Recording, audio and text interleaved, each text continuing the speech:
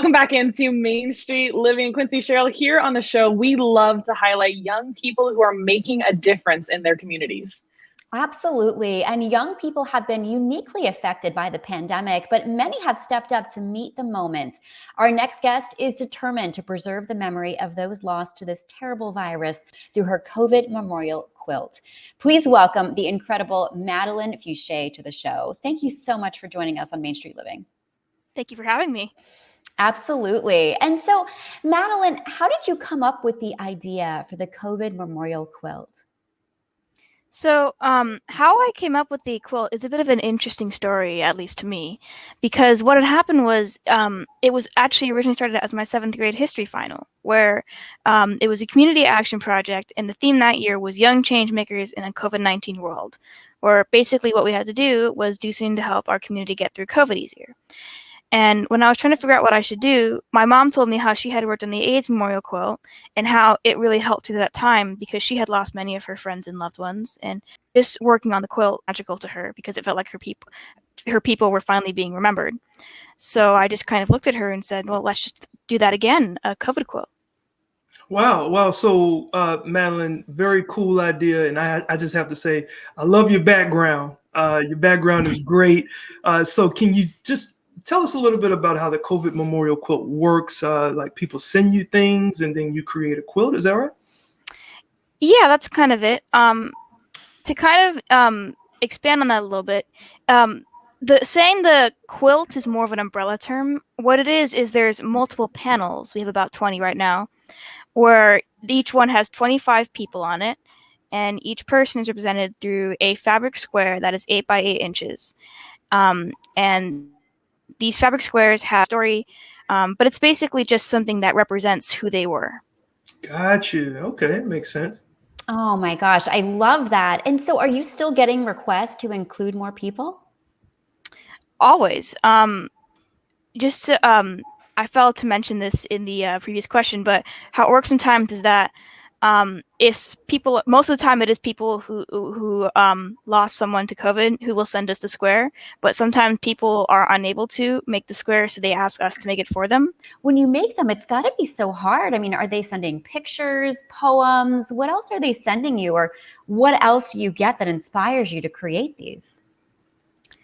When they send us stuff to make the square for them, most of the time it is pictures a lot of the times and little anecdotes about them, but sometimes we'll receive their shirts and just maybe sometimes their scarves or just blankets if that meant something to them, but it's really just stuff that meant to the person.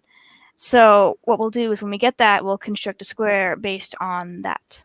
Wow. So what do you think in your opinion, what it means to the families of the loved ones that you're doing these quilts for? What I think it means to the families and friends is that their person is really just being remembered as a person, and they're going to be memorialized and remembered forever through these squares. So I think it means to them that it's just really their person is going to be remembered as a person. Yeah. And not a number. Yes, that's very important, not a number.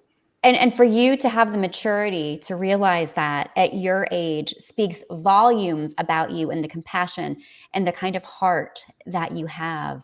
Where are these panels on display? Where can people see them? So of the over 20 that we have right now, 2 of them are in the California Science Center in California. 2 of them are in the International Quilt Museum in Nebraska, and there are going to be 15 to 16 in the Art Armory Center in Florida. Oh. Wow. Now, here's a very important question because, I'm a parent, and at some point we had to, as parents, think about what our kids are going through. Okay, so how has this project helped you cope with the pandemic overall? Well, really, it's basically just doing this project to just make me feel like I can do something. At the end of the day, that's really it. It makes me feel like I'm able to actually do something that benefits people and can really help people, because this virus, it's a really big thing, even knowing it's microscopic, the virus itself. But the concept of a global pandemic is a big thing. So when that happens, you don't really feel like you can do anything to help people or just do anything at all. So being able to do this project makes me feel like I'm able to do something. I like that. Oh, I like you've that. just Yeah. given me goosebumps. Everything that you're doing. I hope you know how amazing this is and how much it is touching people's hearts. How can our viewers find out more about the COVID Memorial Quilt? Really, the best way to find out more is to go to our web. Yep, there it is right there. You can just go to our website, which is COVID Quilt 2020. And it basically just has all the information and where to send squares, little examples of what you can send. And it also has all of the squares that we've received so far. There's a whole sort of catalog, I guess you could say, that has just all of them with all of their stories saying who they were. Oh, Awesome. Madeleine, Yes. thank you so much for everything you're doing. We appreciate it. All right, you take care, Madeleine. Wow, what a beautiful light there. And hopefully with COVID, there is a light at the end of the tunnel. And in fact, up next, sometimes that special wish can still come true. So stay right there.